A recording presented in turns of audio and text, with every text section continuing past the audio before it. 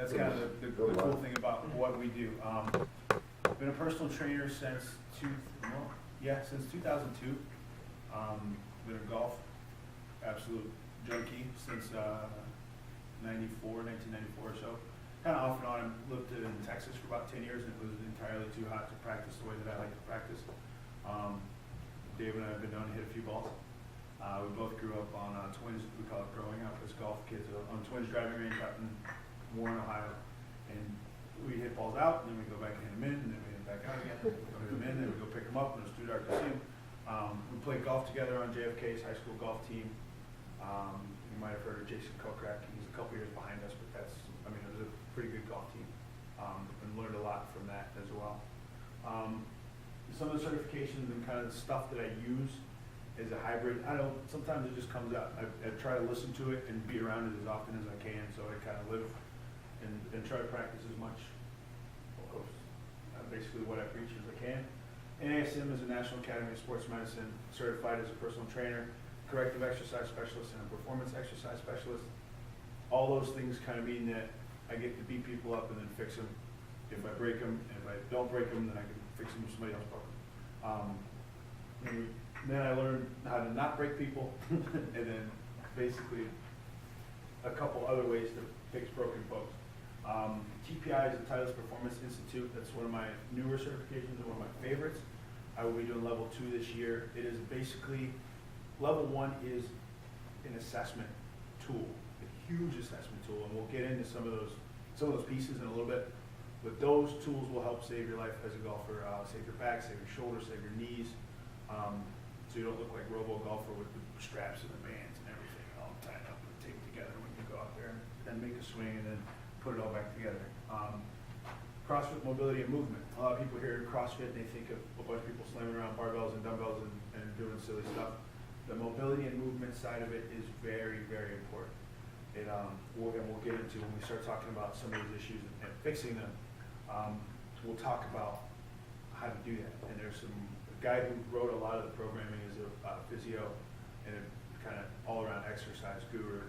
And then Yoga Tune-Up, they work very close together. They have a slightly different method because they're dealing with slightly different bodies. CrossFit is dealing with some folks that are moving heavy weights, and Yoga Tune-Up is dealing with some folks that are relatively flexible already, but they might have some kinks and knots still that still need to be worked out. And so I kind of take all that stuff and squish it together in the love of golf and try to help folks make a little bit better swing. Maybe the lesson sticks a little bit better, maybe lower your score a little bit, maybe you play pain-free or decreased amount of pain, and hopefully play longer. That's kind of the goal. So far, any questions? Cool. All right. So let's talk a little bit about, that's kind of me. I want to kind of get to know you guys. I'm going to make this as interactive as possible. We were going to do the whole projector nerd thing, and I was going to click slides and go back and forth. And I was like, it's a smaller room, it's a smaller group of folks, so we might as well get to know each other because it's as much of it as an individual sport, it's still a team thing. You know, you listen to these guys on tour, everybody who wins a tournament, I like to thank the team, my trainer, coach, my physio. Like all these guys are working together, so we might as well, keep that same. If it works for the guys that are making millions of bucks playing the game, we might as well take a little bit of those things with us too. Let's ask some questions. Who's had a golf lesson in the last 2 weeks? 1, 2. Who's had a golf lesson in the last 6 months? 1, 2, 3. Who's had a golf lesson last year? Okay. Cool. I'm just great. Yeah. We got some scratch golfers in the room. I like that. We'll see when we In your lesson, to my folks that have had the lessons, and I'm speaking in my 2 weeks and 6 months. When you left, how'd you feel? Good? Okay. Did it stick? Yeah? Okay. No? No. Parts of it. Parts of it stuck? Parts of it. Okay. So a little bit stays with you, and then you kind of have to reassess it. It's up here. It's up there, but the rest of the body's not following it? The big thing in this area is, you stop golfing in October. Yeah. And you don't start again until April. So, yeah, your memory, your muscle memory is gone. And of course, your soreness times you come out. Yeah, you get You're sore. these things are going. I'm sore, yes. While you're mad. Okay, let's go. So let's talk a little bit about that. There's actually some new science that says it's good to not play year round. 2 reasons why. Repetitive use injuries. Every time you take a club from 0 to whatever your club head speed is, and then back to 0 again, you're absorbing some shock. You're absorbing some impact. If you're a divot digger, there's some impact. I mean, that shock. If you're ever watching super duper high motion, slow motion.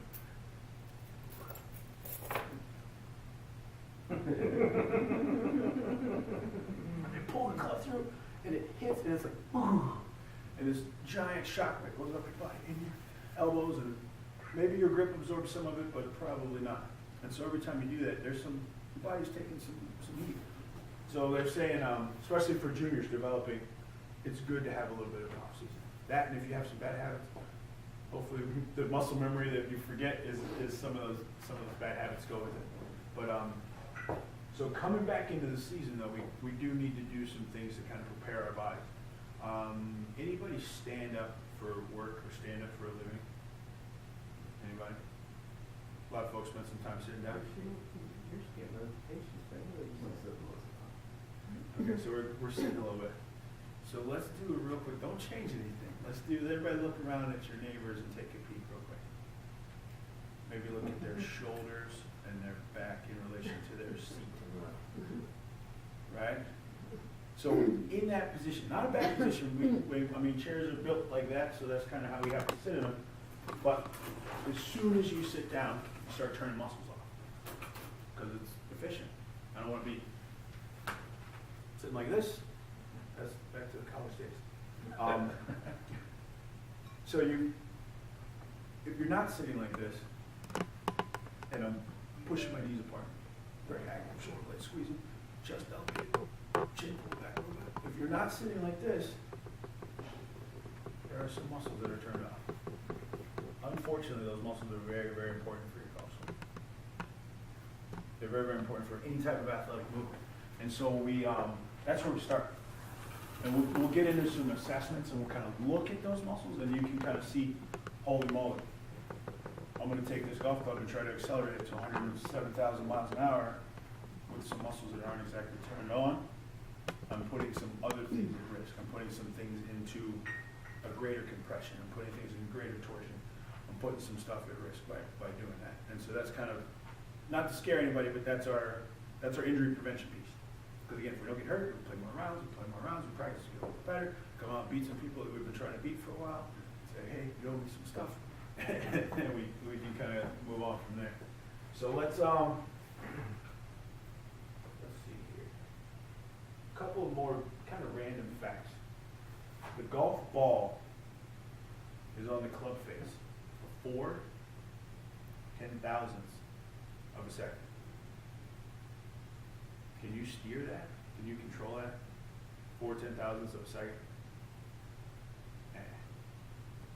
So the best thing we can do is make a good setup from a good athletic position, make the best swing we can make, and then just let it go, release. So we'll talk a little bit about the release.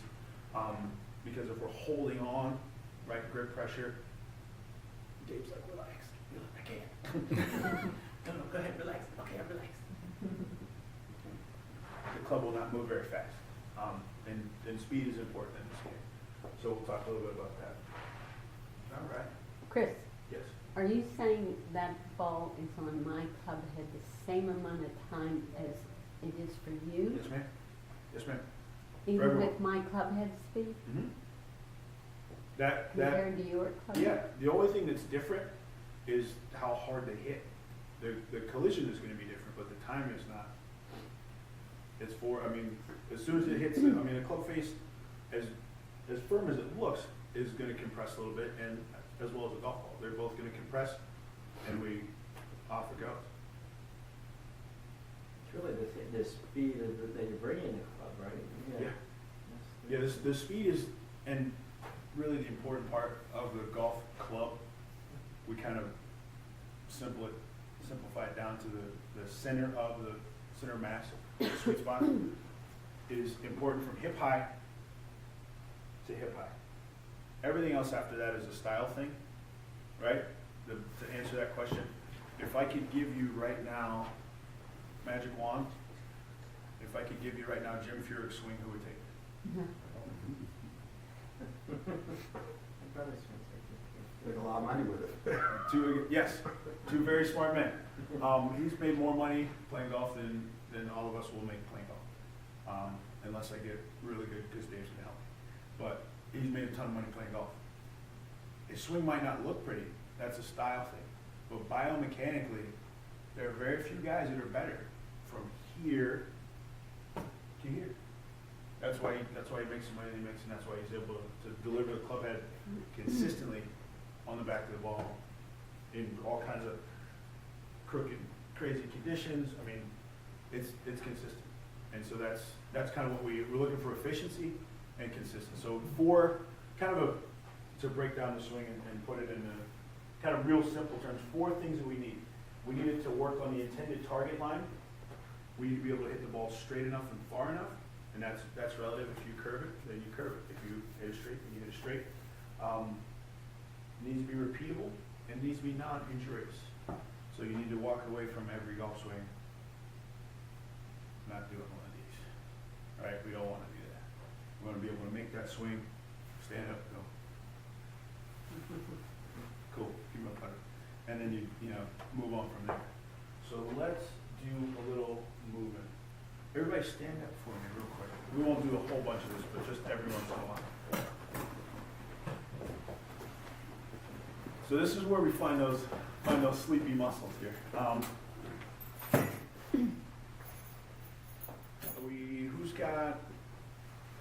Who's playing a 5-iron, 6-iron? Anybody playing a 5 hybrid, 6 hybrid? I have 600. 6 hybrid? Okay. So I want you to give me, I'll take that. So give me your 5 and or 6-iron posture, setup, and stance pretend. Give me the kind of the pretend version. Cool. Not to pick on you, but what's that? Now, alright, so from there, go ahead and take your hands, you're just going to cross your hands over your shoulders like so. Alright, so from here, what I want you to do is try to tuck your hips under and then extend your hips. So you're going to make a move something like this. Good, keep going. Good, yeah. And then go the other way. Keep going. Good. Very good. Jimmy, where's Leah when you need her? That move right there is incredibly important for golf.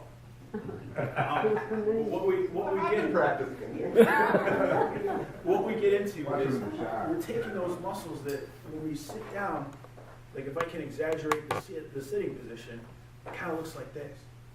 So I've got my abdominals are short and tight. They might not be strong, but they're short and tight. My hip flexors are short and tight. My glutes are kind of stretched and kind of weak at this position. And I've got this back is totally rounded. So there's nothing going on back there to help me, protect me, keep me strong, keep me safe at all. So what we want to do is let's kind of open the shoulders. So everybody go ahead and join us in that 5-iron, 6-iron golf posture. And then again, your setup is your setup, your style is your style. I'm not trying to change any of your swing styles. I'm not trying to change any swing thoughts, swing mechanics, any of that. I'm just trying to make the engine a V8 or a V10 or a V12 if we can get there, right? That's my mission. So let's set up again. Your stance, 5-iron, 6-iron. You're going to cross your hands across here.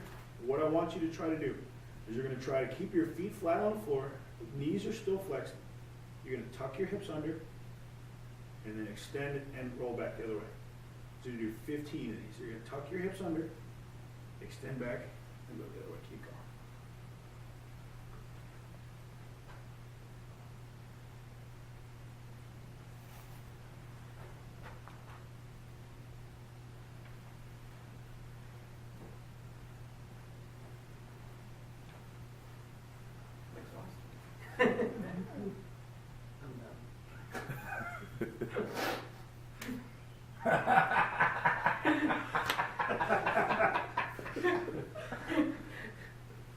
You couldn't wait a minute.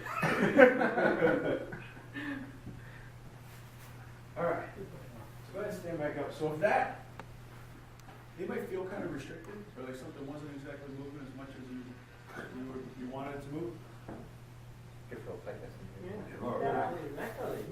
Yeah, okay, so the mission with that is that it should move the same in either direction, right? We should be able to arch. I mean, I'm gonna try to do a really good one. I'm trying not to stand on any furniture today. I've been known to do that. All right, so we want to arch as much as we can, right? And we're gonna be able to round as much as we can. So everybody get to arch position. See if you can go as far as you can. So you're trying to make a ski jump off your bum, kind of. Yeah, yeah. Good. And hold that one. Give me the arch, big arch. Hold 5, 4, 3, 2. Now tuck around it. So now we're making a. Yes, ma'am. Good. So we maybe feel your stomach muscles kind of firing up a little bit on that. Now let's go one more time. Big arch. This time, don't go to round. I want you to go to neutral. But from the arch position, so we're arch, arch, arch, arch, arch. Find a neutral position or a middle position, somewhere halfway between that. Feel your stomach is kind of engaged a little bit? Yeah. When you set up to a golf ball, if you don't feel that position where your stomach is a little bit engaged, your back at some point or another will get mad at you. So that's position 1. That's your setup. We need that muscle. We need those muscles on. You see those guys swinging that club, guys and girls. Michelle, we was hitting them 290 this weekend. Like, what? This has to work.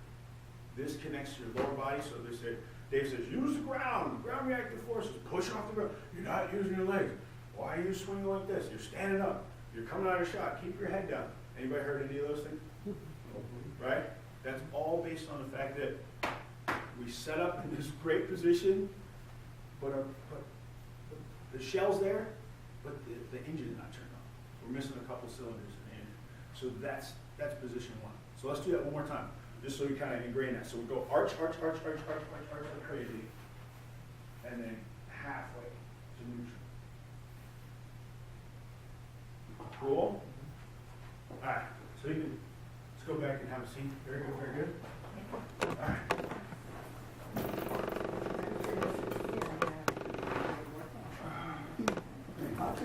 It went out. Yeah, right. So let's talk. I love that shirt. Yeah.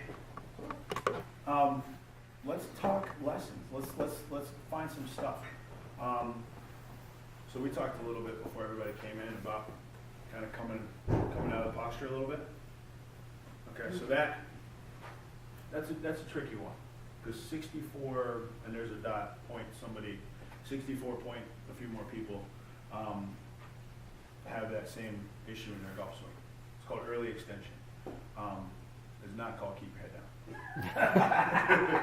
That's what it looks like. That's the result. That is the and Dave and I, crazy. If we could record it, we probably could sell them our golf conversations at like 10 o'clock at night, 11 o'clock at night. Like, dude, okay, I just came back from the range. We got to talk. Call me right now. Early extension is a killer in a bunch of ways. It kills distance, it kills power, it kills accuracy, and it could kill your back, right? So we get in this great position. What's my number? What? Shoot it again. Unbelievable. All right, 145. Okay, cool. We get in this awesome position, right? Abs may or may not be on, so I'll give you the arch back one. I take the club back. I'm coming down. Yeah, right? That might look familiar. Totally changed levels. Turned off everything that was cool about my golf swing, and now I'm chasing it. Look how vertical the club is. Right? Look how vertical I am. In order for me to get that club vertical, I had to slow it down. David saw this over there a couple days ago. Why is it going? Come on.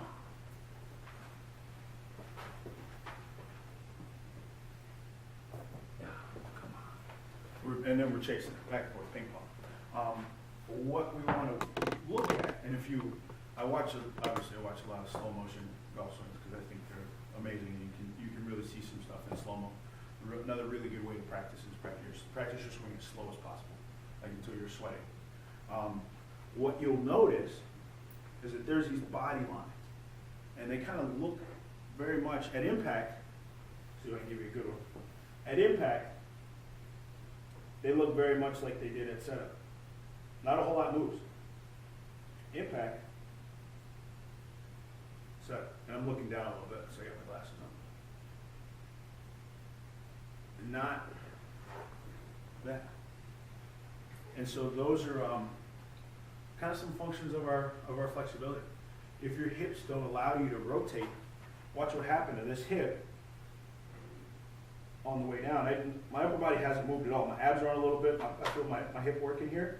If my hips don't allow me to rotate in this direction, then I gotta stand up, or else I'm gonna miss the ball. And so that's when we go through our next little phase here. I have you guys stand up again. We'll talk a little bit about some hip rotation stuff. And again, if we can't separate those, the upper body and lower body, we'll get a little advanced here, but we'll keep it to rotation of the hips. If I can't rotate my hips, independent of my shoulders, then I'm asking my back to do a little bit extra there too. So let's do one more. So we talked a little bit about early extension. Anybody else ever heard of a chicken wing? Yeah? Okay, so that, how are your shoulders? Have a bad shoulder. Okay. Is it weird that that's related? No, it's totally related, I'm sure. Okay, okay. Internal and external rotation. It happens in a couple of places. Shoulder. So everybody go with me, right hand if you're right-handed, left hand if you're left-handed. Start with your thumb up. Turn your thumb all the way down. Are you free? Ouchie? Well, ouchie? Not too bad?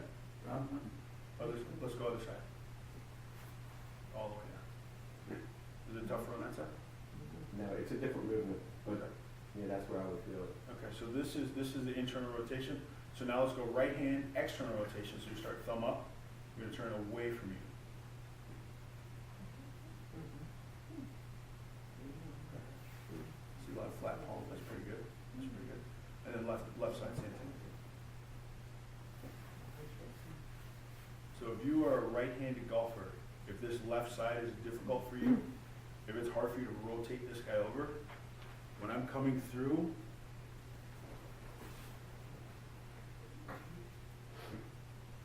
if that's tough, Right. I'm chicken wing, right?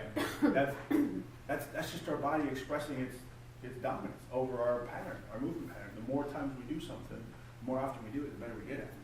If it's sitting in a chair in the same position, one of my favorite clients, favorite client.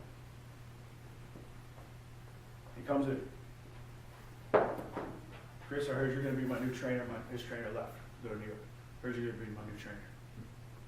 I go, Barry, you should have left your desk at the office, my man. What are you doing? He's like, well, I'm like, I can see that your phone's on the right. Your computer is here. Wearing his desk. Very successful guy, very smart guy. 3 weeks of me and Barry. And he comes in one day, just a little bit of the side head. He comes in like this, and he hugs me. He goes, dude, I don't know what you did, but he goes, look. I go, those patterns are easy to break, but we have to, the awareness part is first. We got to know that it's happening. And we got to say, okay, well, all right, this is good. It's uncomfortable to change some patterns. It's uncomfortable to change some habits. If you're used to sitting a certain way and you've been doing it for a long time, how do I get out of that? And what is the alternative? What's the other way? Right? I see people kind of fidgeting, moving a little bit. But that's kind of the catalyst, is if we find it, we go, okay, man, I can make that a little better. And then it grows from there, because it gets a little stronger, it gets a little safer. We can maybe even hit the ball a little farther if we get the right muscles involved. And a little bit less effort, not to really try as hard. So, let's take a peek at one of my favorites. So Dave talks a lot, I'm sure, in the lesson about the fact that you're standing on your feet, but you're not using your leg, right? Anybody, has he said that to you guys yet? Sure. Yeah? Okay. So we'll talk a little bit kind of in the awareness world. What are my legs doing? Like, they're not just holding me up, like, they kind of provide some power, and then they keep me from falling over and my follow through and all that goofy stuff. So let's talk a little bit about balance. Anybody think they have good balance? Yeah, you. Yes, you, sir, in the back. Come here. All right. So you're going to stand, give you a target that is not moving. I want you to look at that light right there. As I'm doing this, I want you guys to kind of start kind of visualizing, practicing this, because we're going to try it. So I'm going to ask you to give me a little bit more shoulders back. Good. Let's go belly button in. Good. Now, toe straight ahead, please, sir. From there, arms are relaxed, so your thumbs are pointing straight ahead. What I'm going to ask you to do is take one foot, either one, you call it whatever one you want to go with first. You're going to lift your knee up, point your toe in line with your target that you're looking at. All right. From there, sir, I'm going to ask you to please close your eyes. Not gonna happen. Breathe, Dave. Good. 9 seconds. If you want to hear a crazy number, the tour average is about 18 seconds. Eyes closed. When they say, "Oh man, balance is impacted," it really is, because they're taking an object, and the tour club head speed average is 113 miles an hour. They're taking that club head from 0 to 113, back to 0, and then twirling the club, pointing at somebody. Like, I got it. What's the average club speed, like our group? I don't know. I know that. I'll have to take a peek. It could be. I mean, and what's crazy is that the amateur numbers are, like, the pro numbers are like this. The amateur numbers are like this. So there are guys out there that swing faster than the pros. I have a buddy of mine with 115 mile an hour club head speed with a 5 iron. Like extra stiff shafts, and he's still spinning it, like, through the ceiling. But I'd say the average, for my best guess, the average is probably around 85. Then there's, kind of some outliers, but average is probably around 85. And I can give you a better number. Okay. So let's come up, let's do our little balance here. We'll do the first round, and then I'll give you some tips and tricks. So Pink, you might want to try not to look at your name.